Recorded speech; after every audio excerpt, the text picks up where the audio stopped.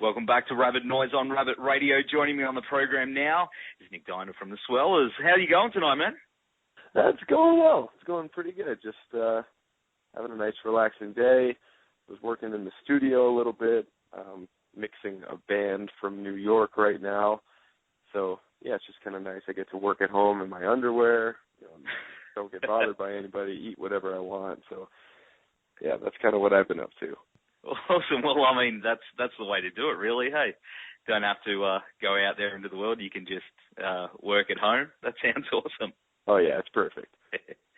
Awesome. Well, you guys are heading down here as part of the Soundwave tour in February, but you've been here before, I believe, back in 2012. Was that right? Yeah, I think we did 2011 and 2012. The first one was the Counter Revolution tour, and then 2012 was our own headliner that we did. Because I remember that, and it was a pretty big tour too. Like there was heaps of dates, and it was in a short amount of time as well. Did you get a chance to take in a bit of the scenery in the country while you were here? Yeah. I mean, we've definitely spent some time, in like Sydney and Melbourne and Brisbane, and a little bit of time in Adelaide walking around. But yeah, like the Counter Revolution tour, we flew from show to show, and then on our headliner tour, we drove from show to show. So, at one point we drove all the way from Sydney to Adelaide, which was a long, long time.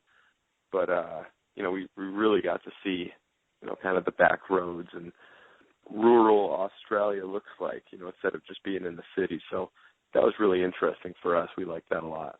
Must have been a real eye-opener from where you come from over there. Yeah, I think the only real difference was like all of the dead deer that we have are dead kangaroos over there. And, that was definitely hard to get used to, but yeah, other than that, just kind of like the names of the towns, some of those were pretty long and funny, so we had to get used to those, but yeah, definitely a very cool place though. Are you going to have a lot of time on the Soundwave tour? Is there other things that you're wanting to do while you're out here? I don't know. I think, I guess we'll see, if we end up doing sidewave shows. If we don't have sidewave shows, then we're going to have a whole lot of time off, just kind of chilling out, like at hotels and stuff. So we're going to have to keep busy somehow. But other than that, I mean, I'm pretty much going to be occupied just hanging out with all of our friends on the tour. There's so many bands that we've toured with before, or like old friends from back home even. So, and then, a bunch of Australian friends that are on the tour as well. So I'll be pretty busy just doing that backstage pretty much. That sounds awesome, man. Just catching up with all your mates and stuff. So what bands are you looking forward to catching when you're not playing? It's going to be awesome to see the Fall Out Boy guys again. Because two of those guys were actually on the Counter Revolution tour with the Damned Things. It'll be cool getting to see those guys. And All Time Low, same thing. They were also on that tour. And Lagwagon, one of my all-time favorite punk rock bands. And then King 810, they're actually from Flint, Michigan. They're our buddies. We kind of grew up in the scene with them, but we're kind of ending as their band is kind of beginning. So it's crazy that we get to be on the same festival together. So I see really big, bright things for them in the future. So, yeah, it'll be good to see them in action, too. Everyone's talking about those guys. They're great, man. So they're from the same town, and I hear it's pretty rough over there a little bit. Yeah. Flint, Michigan is definitely like no joke. You listen to King's music and the lyrics, and there's a lot of violence and stuff. And it's funny because so many people now that they're kind of getting some mainstream success, people are questioning, whether they're legitimate, like whether they know what they're talking about. If they've ever even held a gun in their life, and it's just funny because being from Flint, Michigan, like I can very much relate to a lot of what they're saying, and yeah, they're absolutely legit. They're legitimate dudes, and they're actually really great people too. So don't be afraid of them. Just because they're saying a lot of big tough things. It's poetry, and I think a lot of people just like to take it the wrong way, but I think a lot of people get it. And that's what's leading to their success right now, which is awesome to see. Definitely. So, it'll be cool to see those guys, and of course see you guys play, because I've never actually seen you guys personally. So I'm looking forward to your set. And you said that as you guys are ending, so are you calling it a day? Yeah, pretty much. This is it. So we're doing, I think we kind of announced in May in June. On June 24th, we announced that we were wrapping things up, that was the 12-year anniversary of us being a band. And then what was supposed to be just a handful of farewell shows kind of turned into a world tour. So it's just kind of like little bits at a time, because we don't really want to be gone too long. So, doing a little bit in the U.S. Luckily, Australia happened, which is great, so can't wait to go do that. And then UK, Europe, just kind of hit everywhere one last time. So we still got some, miles to go. But, after that, I think we're just going to move on to some different things and see what happens. So you got, just different musical projects, or you're not leaving music altogether, right? No, I think it'd be impossible for me to, not be on stage for more than a year at a time. Like, I need something to do. Like, I need to plug in a guitar. I need to play loud. I need to, just kind of make music. I just have to do it. So there's a whole bunch of stuff I have on my mind.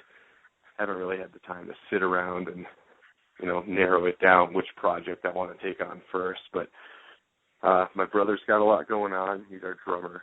The other two guys, I think they've been jamming with friends and keeping busy. So, there's definitely going to be something coming out of probably each and every one of us. But also, at the same time, adult life kind of got in the way too. Just everybody's growing up. Like, I got married. Our guitar player's getting married next year. And, everything's good, though. Everything's, there's definitely no big bum out that caused us to do this. It was just kind of the last song was written, so now we're moving on from there. Do you find it is difficult, though?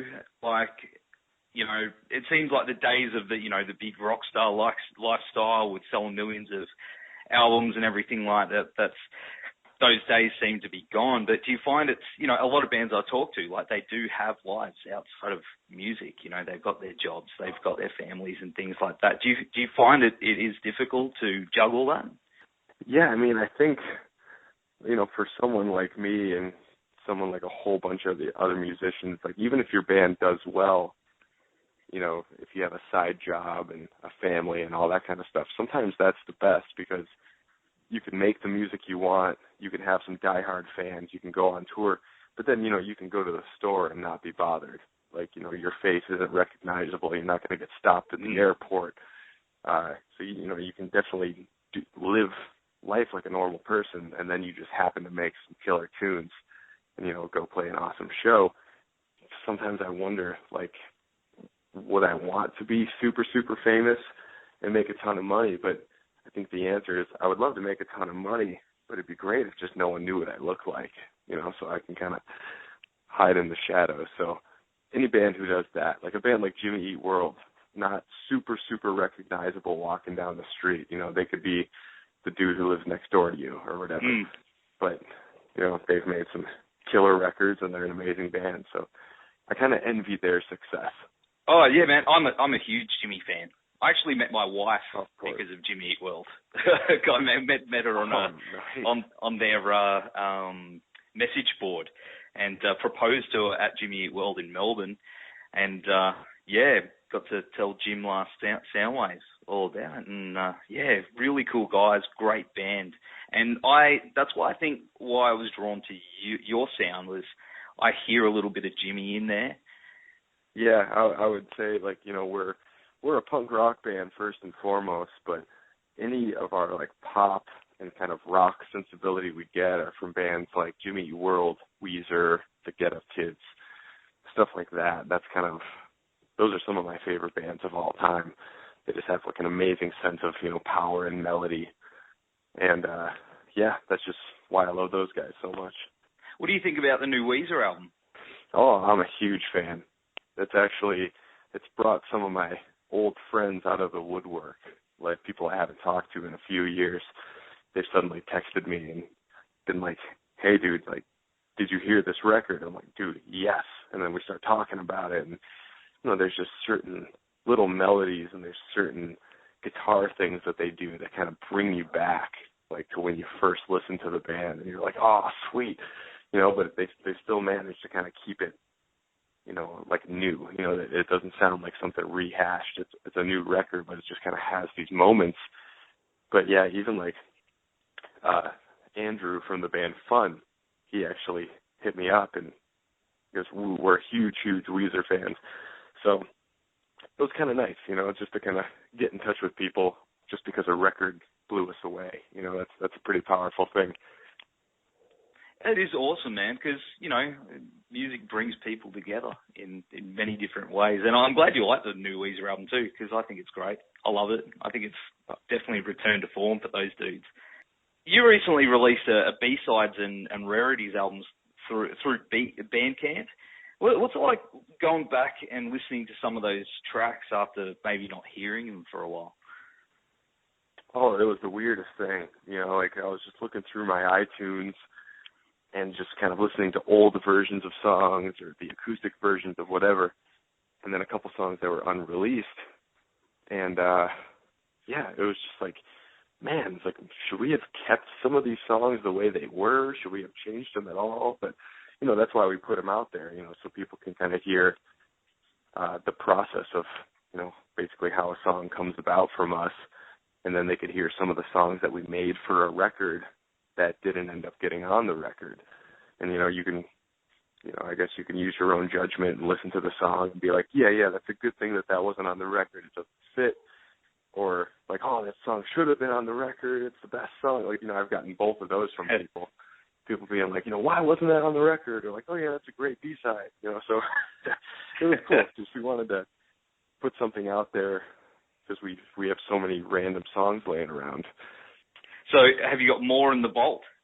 I think that's it.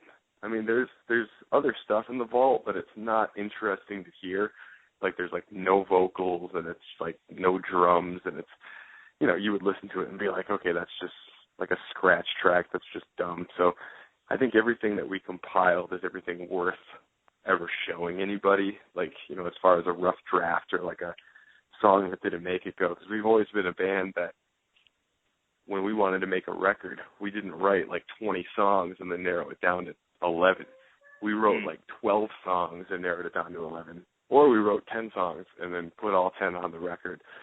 That was always our goal. Like, don't make a song that sucks. And I think that's a pretty good rule of thumb the band should try to follow a little bit more closely. All killer, no filler. Things will go well for you. Yeah. Yeah, that's it. Yeah, I've had a few of those. Like, I don't know, it's been a pretty good year for albums so far, but there has been a couple of releases where you've heard and you just go, oh man, like, yeah, it should have been an EP. Should have taken their time a little bit more.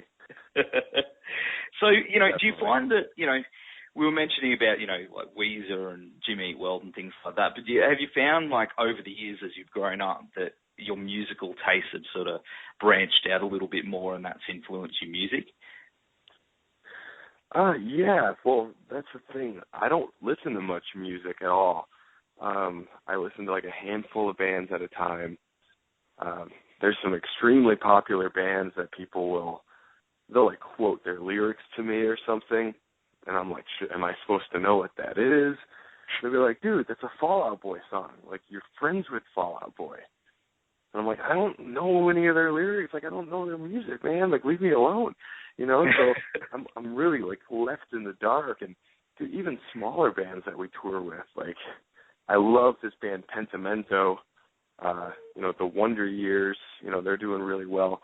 But, yeah, people will, like, I don't know, for some reason people love, like, making jokes by typing lyrics at you, like, online, on Twitter. And I'm always like, I'm lost. Like, what are you doing? So the fact that I don't even know, like I know the songs, I just don't know the lyrics. And so, yeah, I need to, like, do my research and start actually listening to music, because I listen to, like, seriously, Weezer, I listen to Ozma, Jimmy Eat World, like, just basically anything that has, like, a synth and a big muffy guitar in it. Like, that's kind of, that's all I've been listening to. So over the years, I've instead of branching out, I've almost kind of narrowed down my taste. And, like, the fast punk rock kind of like fell